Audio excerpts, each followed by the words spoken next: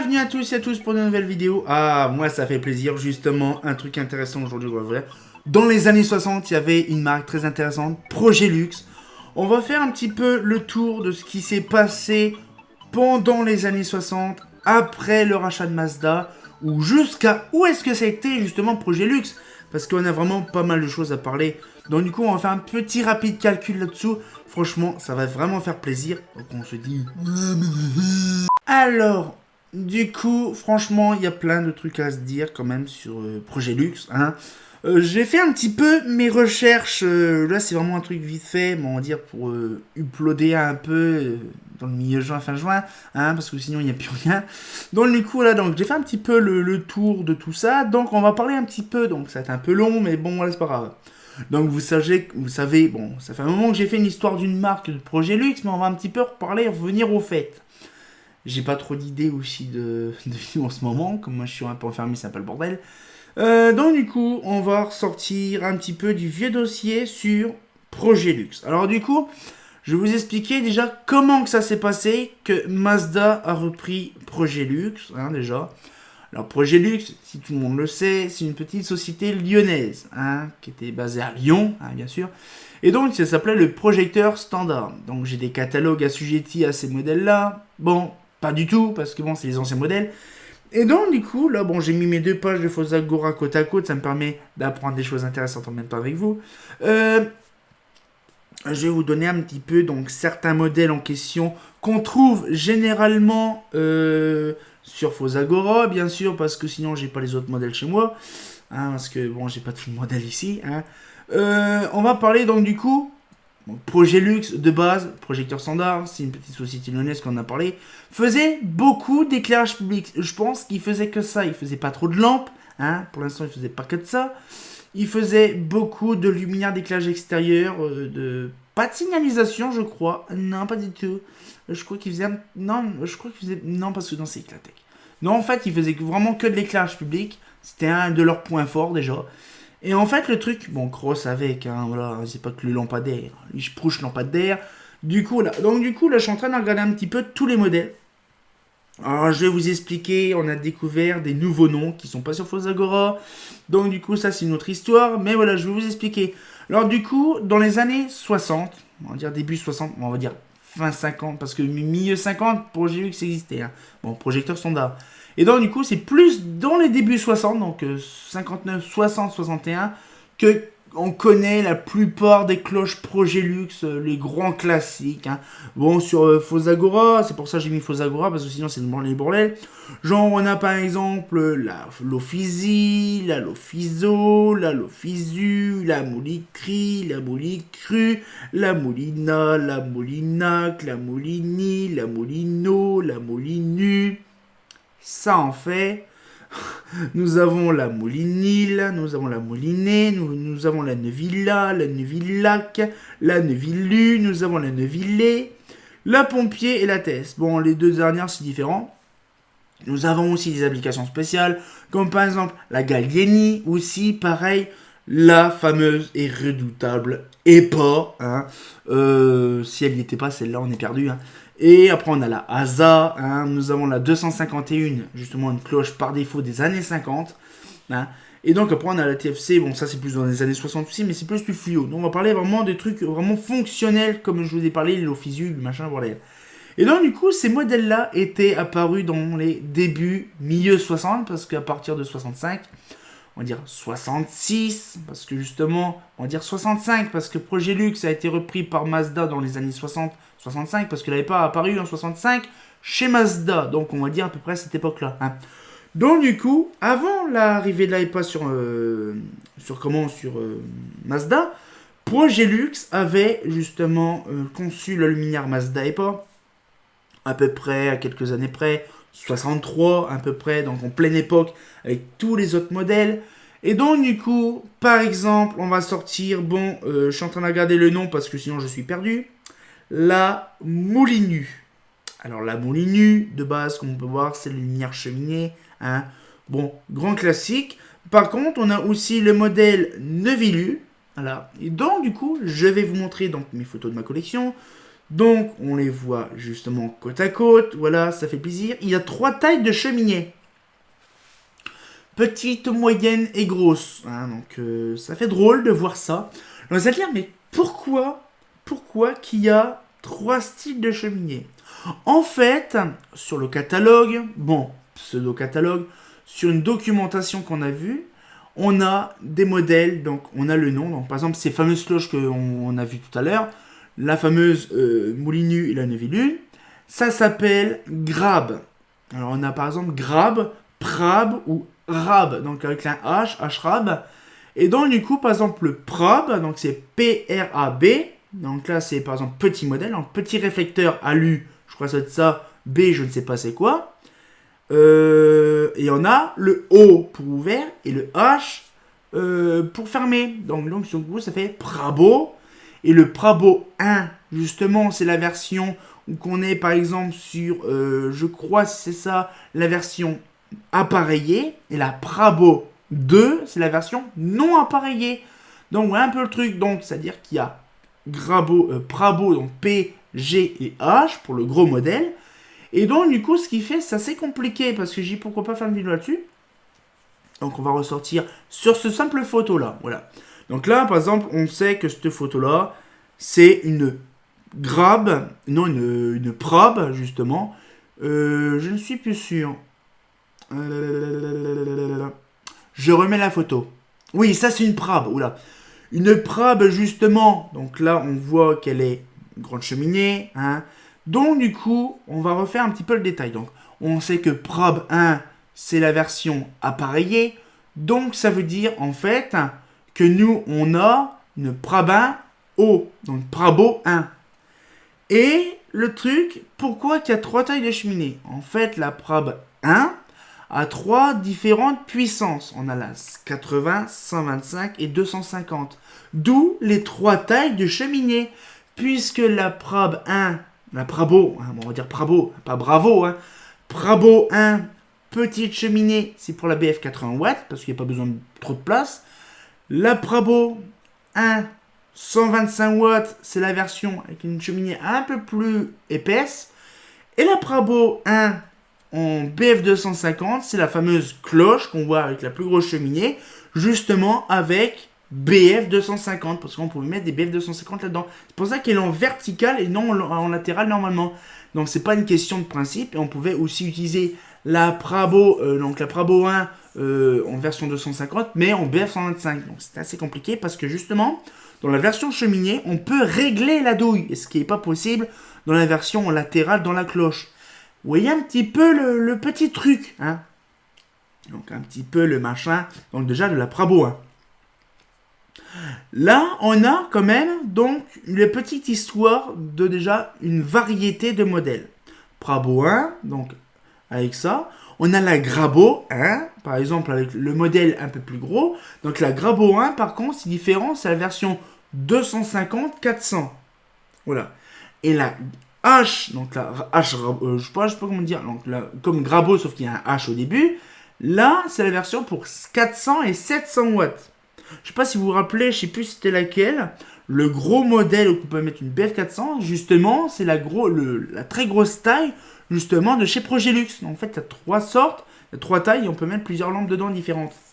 Et donc, il y a aussi la question, par exemple, j'ai tel modèle, vous voyez, on voit très bien. Là, c'est justement, une Prabo 2, justement, parce qu'il n'y a pas d'appareillage, donc on voit le truc. Et donc, vous voyez un petit peu le truc, la supercherie. Alors, j'essaye de comprendre un peu parce que je vous explique avec le nom là, mais j'ai pas toutes mes photos en tête. Donc, du coup, voilà, c'est un peu compliqué. Bon, ça, je vous garnis, pour moi, le montage, c'est une 20 degrés. Donc, du coup, comme je vous disais, c'est hyper compliqué, en fait, de comprendre certains modèles. Actuellement, comme on peut voir sur ces photos, sur cette photo-là, les luminaires qu'il y a actuellement sur une documentation. Donc, on voit là l'image, donc on voit beaucoup de luminaires, et on voit l'autre document avec justement toutes les références de certains modèles de chez Progélux. Donc du coup, voilà un petit peu l'histoire des années 60. Donc c'est pour ça que vous avez eu au début une petite musique des familles des années 60, parce que justement, c'est vraiment typique des années 60. Et là, on va passer à la suite des événements quand Mazda a repris pour quel motif que Mazda a repris justement en 65, à peu près dans les environs des années 60.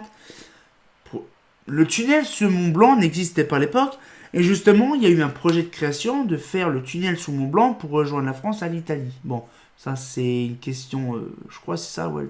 Ouais, je crois que ça va être l'Italie. Donc du coup, bien sûr, pour concevoir le tunnel, il faut de l'éclairage.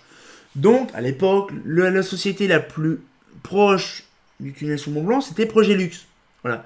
Progélux faisait des luminaires de tunnel et tout ça. Bon, c'était assez compliqué dans les années 60, il n'y a aucun catalogue de disponible. Mais, il y a un truc qui est intéressant, c'est qu'ils ne faisaient pas les lampes. Et la société de base de fabrication de lampes, qui était mondialement connue, c'était Mazda. Donc, du coup, ils se sont associés provisoirement à l'époque, dans les années 60, pour, on va dire, donc avoir l'éclairage du tunnel sous Mont Blanc, le luminaire Progélux et la lampe Mazda. Suite à cet événement mondialement connu, donc le tunnel sous Mont Blanc quand il était ouvert, Mazda s'est intéressé à Progélux, un peu plus grand dans la vision, et a dit, c'est vrai que chez nous, chez Mazda, vous pouvez vous apercevoir quand même que des fois, dans Mazda, dans les années 60, il n'y avait pas grand-chose, à part la ROV, c'est pas des conneries.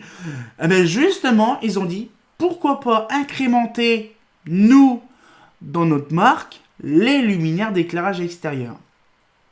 Et c'est là que Mazda et Progélux se sont associés. Je ne sais plus trop les dates, mais franchement, c'est là qu'on connaît la flagration directe de Progélux grâce à Mazda, justement. Et vous imaginez, c'est grâce au tunnel sous Mont Blanc que Mazda et Progélux se sont rencontrés et qu'on a tous nos modèles préférés de Mazda. Hein. Et donc, du coup, ce qui fait, c'est que quand ils sont associés, donc la plupart des cloches que je vous ai montrées, grabo, bordel, machin, tout ça, poupelle, on reprend une nouvelle façon. Donc bien sûr, l'usine de Progélux existe toujours, hein, c'est à Miribel. Voilà. Donc du coup, bien sûr, en rechangement, refonte complète du truc, puisque Mazda a repris Progélux. Et ils ont gardé toujours le même modèle, donc c'est-à-dire Mazda Progélux. C'est pour ça qu'après, ça a été marqué le nom de Mazda Progélux, comme l'EPA. L'EPA date de 63. Quand ça a été repris par Mazda, c'était Mazda Progélux. Et après, c'est devenu Mazda quelques années plus tard, dans les années 80, quand c'était repris par Philips après. Bref, et donc du coup, là, actuellement, j'ai fait un petit peu le tour sur Fosagora de ce qui pourrait être, on va dire, très intéressant, on va dire, à regarder sur l'éclairage public. Mazda, bien sûr, mais avec la petite partition de Progélux des familles. Alors, j'ai à peu près, donc c'est pareil sur Fosagora, hein, le petit truc en question, donc on a la ASA, donc ça le grand classique. Hein. Nous avons la petite, donc là, je vais pas carrément faire par modèle, je vais vous dire par rapport à l'année. Donc on a la fameuse ASA et la fameuse EPA qui est apparue vraiment en même année, la même année quoi. Donc en 66, oui, si tout se passe bien, parce que en fait la Mazda EPA elle était spéciale. C'est qu'en fait on avait la EPA 250 et la EPA 400. La EPA 125 je suis plus sûr mais je crois qu'elle n'y était pas. Donc c'est dire qu'en fait on avait la EPA 250 et 400 en avril 65. Et la troisième taille, donc la EPA 125, est apparue dans le Mazda Contact de décembre 66. Et là on apparaît donc les trois tailles en fait d'EPA. Ça faisait plaisir. Et donc, du coup, on sait que les premiers luminaires, donc de Progélux chez Mazda, c'est la ASA et la EPA. Donc, des luminaires entièrement, bien sûr, en alu. Hein. Et donc, là, apparaît début 70. Donc, là, c'est pareil, je vais vous expliquer un petit peu. La fameuse Progélux Estelux. L'Estelux, c'est un peu un cas à part. Parce que, un cas à part, pourquoi? C'est que l'Estelux, Keke va adorer, c'est un luminaire, on va dire, application spéciale. J'en ai parlé il y a une paire de temps, je vais revenir sur le sujet. C'est une application spéciale qui a été décernée pour justement les Jeux Olympiques donc d'hiver de Grenoble, donc les Jeux Olympiques de Grenoble en 68. Donc il faut la luminaire atypique. Ils ont conçu le modèle Estelux, sauf qu'il est apparu en 70 au catalogue. Je suis pas sûr qu'en 69 il y avait un catalogue, mais en 68 elle n'existait pas. Donc, du coup, ce qu'il fait, c'est que là, on s'aperçoit, en fait, que l'Estelux est apparu en 68 en tant qu'application spéciale, puis après, justement, la fameuse Brandon Morue du truc, en 70, l'Estelux arriva. Et donc après, nous avons aussi les grands classiques, la Cosmolux, typiquement Projet. Bon, tout ce que je vais vous dire, c'est Projelux. Hein. Donc la Cosmolux qui arrive aussi, la Lumivoix, un truc résidentiel. Après, nous avons, après je regarde vite fait parce qu'il y a plein d'autres trucs. Après, on n'a pas d'autres modèles, la Lampada, tout ce qui est Lumidec. Hein, Luna, Lampada, Sinflamme. Bref, la Saturne aussi, on a vraiment pas mal de modèles, donc des années Projelux, des années 70. 71, 72, il n'y a pas trop eu grand chose de rajouter chez Mazda dans les années 70. Arrive par contre la gamme la plus répandue en France dans les années 70, c'était la Mazda Solaire. La Mazda Solaire, c'est quand même une grosse dinguerie. Il y avait Solaire 125, 250 et 400, point barre. 400C, 400P, les machins. Il y avait trois tailles différentes de Solaire 400 en optique, bien sûr.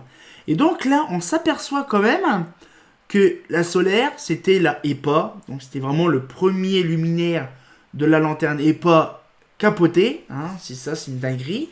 Et donc du coup, ce qu'il fait, c'est que là, on a vraiment le truc un peu farfelu.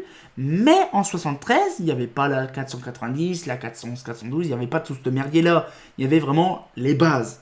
Mais il y avait quand même pas mal de trucs. Franchement, je vous garantis le bordel quand c'était, je n'imagine même pas. Hein.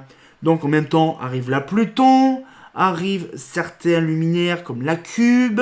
Nous avons aussi la Takeo aussi qui arrivait. La Vénus, je ne suis plus sûr si elle a apparu dans ces années-là. Mais il y avait aussi la Mazda Sol, aussi, qui arrive en 73.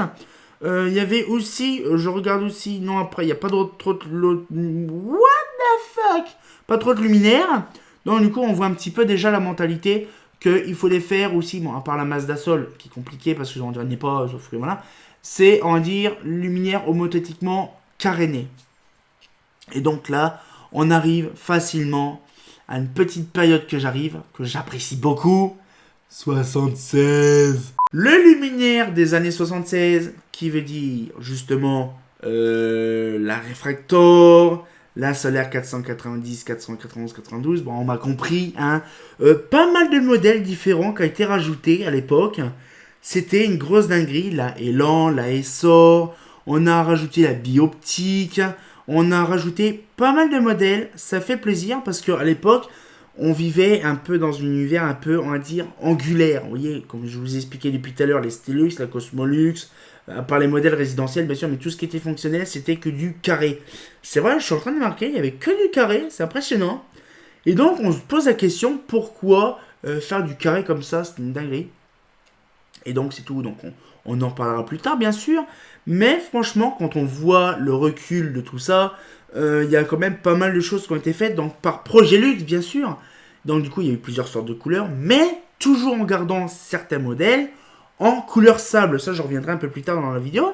Mais franchement, ça fait plaisir. Et là, on va avancer un petit peu plus dans les années 80. Donc, la Refractor B, bien sûr. On a la Mazda Lucé. La Montebello aussi qui a apparu en 79. Bon, ça, j'ai oublié. La Mazda Lynx. Nous avons aussi d'autres modèles. Là, je suis en train de regarder en même temps. La Mazda Bilbocquet qui a apparu aussi. La Vénus. La TRC 70. On avait vraiment pas mal de modèles différents qui a apparu, on va dire, par le même modèle, donc par la même année. Donc en fait, ça dépend. Il y a des trucs qui sont arrivés entre deux ou pas du tout. C'est vrai que par exemple en 76, 77, 78, il n'y avait rien. En 79, il y avait pas mal de trucs et en 80, c'est parti. Mais à partir de 80, ça commençait un petit peu à dégager Projelux. Et donc là, on va commencer à décliner sur certains modèles qui commencent à dire mais putain, Projelux c'était jusqu'à là encore. Parce que en 80, il y avait encore Projelux. Et donc là, on a, donc bien sûr, hein, c'est une dinguerie, c'est bien prouvé. Hein. Et là, on arrive dans les années 80 avec pas mal de modèles différents. Par exemple, non, ça n'allait pas les pompiers. Donc, du coup, en même temps, c'est le bordel. Et donc là, on arrive tout ce qui est, par exemple, la année, par exemple, la plus difficile pour eux, c'était à peu près l'apparition de la comète. C'est à peu près le truc en 80. Parce qu'en 83, il n'y a pas grand chose, je suis en train de vérifier, à part 83, il n'y a rien d'autre qui a été rajouté, je suis en train de regarder. Et donc, en 83, les derniers modèles, donc la Sifflant, l'aciplan, la sidérale, la fameuse comète. Et oui, parce qu'en fait, la comète, c'est Progélux. Aussi dire Oui, Mazda, le dernier modèle, c'est Progélux, c'est la comète. Alors là, vous allez dire, mais pourquoi que la comète est grise? Rappelez-vous que le premier luminaire d'éclairage public Mazda qu'a eu, elle est grise de chez Progélux. Grise, parce que grise, c'est Progélux. Donc, premier luminaire Mazda, elle n'est pas grise. Dernier luminaire, justement fonctionnel, en grise, la comète. C'est pour ça qu'il n'y a que celle-là qui est en grise, les autres sont couleur sable. Couleur prédéfinie de Mazda. Hein. Mais il faut penser quand même que l'optique qu'on connaît des Estoril et des comètes, c'est pas Mazda qui l'a conçu, c'est Progélux qui a conçu justement la modification de son optique. Et là on se dit, mais purée, c'est impressionnant. Ce qu'on voit dans les Estoril et dans les comètes, c'est une dernière prouesse de Progélux. C'est impressionnant. Franchement, il y a des trucs qui se passent des fois dans la vie, on se demande comment on va chercher tout ça. C'est une dinguerie, hein. Mais franchement, dans ma part, il y a vraiment pas mal de choses. Et puis après, il y a eu quand même pas mal de choses. Je pense que je ferai un peu plus tard, parce que là, c'est plus, on va dire, plus Mazda. Mais on va dire que, on va faire en gros, quand la Mazda est partie en 87, donc la EPA 125 et 250, quand elles sont disparues, c'est la Macadam P et la Macadam G qui a repris le relais. La EPA 400 était jusqu'en 92-93. Et donc, du coup, la Macadam P et G, justement, de 88 à 93. Et en 93 apparaît la Junior. C'est tout à fait ça. Vous voyez un peu le truc. Donc, c'est-à-dire qu'en fait, Progélux, à partir de 83, a été abandonné parce que Philips a repris Mazda. Donc, ils ont gardé les deux entités, bien sûr, comme on a expliqué une paire d'années. Et donc, du coup, ce qui fait, c'est que là, donc, il y a EPA, Macadam et Junior. Après, les solaires, c'est pareil. Les solaires, ça a été de 73 à 92-93. Qu'est-ce qui s'est passé après 92-93? Les Estoril. Voilà. Donc, on a fait un peu la boucle est bouclée. Et donc, pareil, l'aciplan Progélux, la mandoline aussi Progélux, la Sicar, qu'on connaît la boule carrée, la boule cylindrique, c'est Progélux aussi. Franchement, je vous garantis, la quantité de modèles qui a été conçu à l'époque, c'était complètement une dinguerie. Et waouh. Et donc, du coup, ce qui fait, c'est que, après, tout ce qui est boule, coccinelle, il y a aussi la coccinelle aussi, qui est aussi Progélux, j'ai complètement zappé. Progélux, il y a aussi, je suis en train de regarder, après il y a plein d'autres trucs, mais après ça n'a rien à voir, il y a du Lita, il y a du bordel. La flambeau, pareil, qui était Progélux. Il y avait la Sicar, oui, Progélux, mais après la cylindre, c'était pas Progélux. Ah si, je crois Progélux. En fait, il y a tellement plein de modèles qu'on connaît chez Mazda qui a été conçu chez Progélux. Vous imaginez que l'intégralité des luminaires, on va dire 3/4 des luminaires français de chez Mazda sont fabriqués par Progélux. Et en tout, pour finir là-dessus, puis après on va faire un petit bilan, comme d'habitude, comme de bien entendu, bien sûr. Et là, je suis en train de regarder, par exemple, la Sainte-Foy, la Barole, la plupart des trucs ne sont carrément pas de chez eux. La Nemo, par exemple, c'est Mazda. Nous avons aussi la Poséidon. Tous ces modèles-là, par contre, ont été conçus après, justement, Mazda Progélux. Et donc là, la Poséidon, on la trouve aussi chez Philips. Hein. Nous avons aussi la Modena qu'on trouvait chez Mazda, mais aussi chez Philips. La Modula, typique, mais c'est un modèle qu'on trouve aussi chez Philips. La Junior a été aussi fabriquée par Philips. Hein. Nous avons aussi d'autres modèles. Les Storil, bon, n'a pas été fabriqué par Philips, mais on va dire c'est à ces époques-là que le révolutionnement de toute l'organisation de Mazda a complètement changé. Et suite à partir de 83, donc par exemple les Storil, ça paraît pas, mais c'est complètement du Mazda nouveau.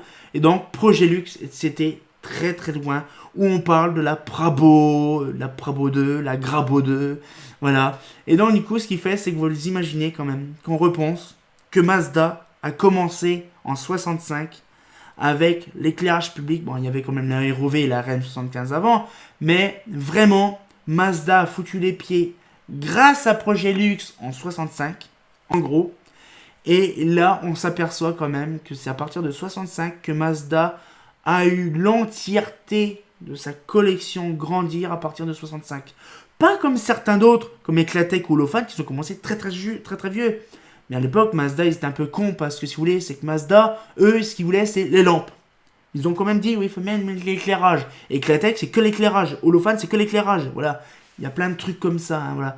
Mais, franchement, c'est impressionnant de voir le changement radical d'une société différemment. Et là, on s'aperçoit quand même que Progélux, ça fait vraiment plaisir de voir ça. Et qu'on est vraiment sur le cul de voir que tous ces modèles-là qu'on connaît depuis longtemps, c'est Progélux qui les a fait à partir, bien sûr, de la comète. Puis après, c'est fini. Après, c'est plus Progélux. Mais franchement, j'espère qu'on va pouvoir se faire une petite pause. Et on va pouvoir se faire justement le gros... Ça va être un gros bilan, je pense.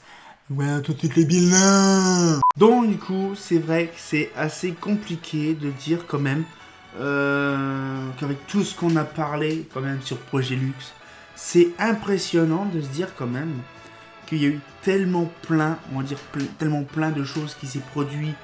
C'est impressionnant parce qu'en fait, il y a eu tellement plein de trucs de faits, on va dire, dans le temps, depuis la création de Progélux des années 50 jusqu'à la fin des années 80. Hein, on voit quand même que la mentalité, quand même, que on se dit toujours que la comète, c'est de qualité, mais c'est de la merde.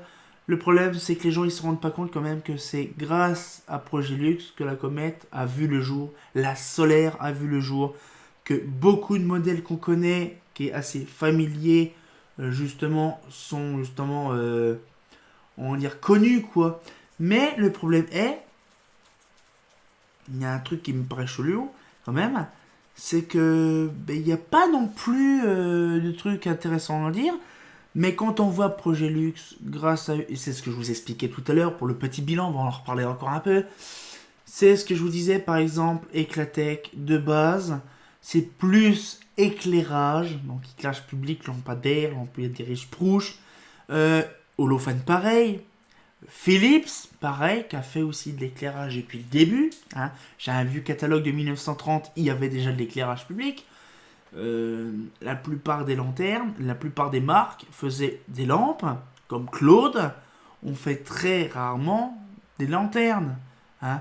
Mais le truc, c'est que là, il y a des sociétés, par exemple, qui s'amusent à dire, bon, on va quand même faire un petit truc, on va innover.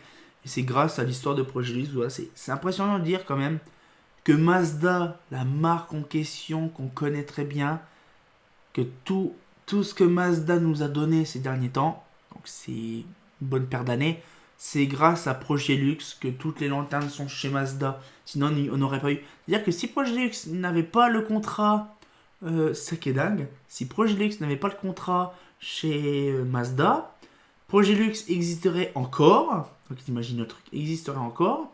Si Mazda n'avait pas été acheté par Philips, Mazda existerait aussi encore. Donc voilà, c'est assez compliqué de dire quand même qu'il y a vraiment pas mal de choses. Et sur le coup, c'est vrai que c'est impressionnant.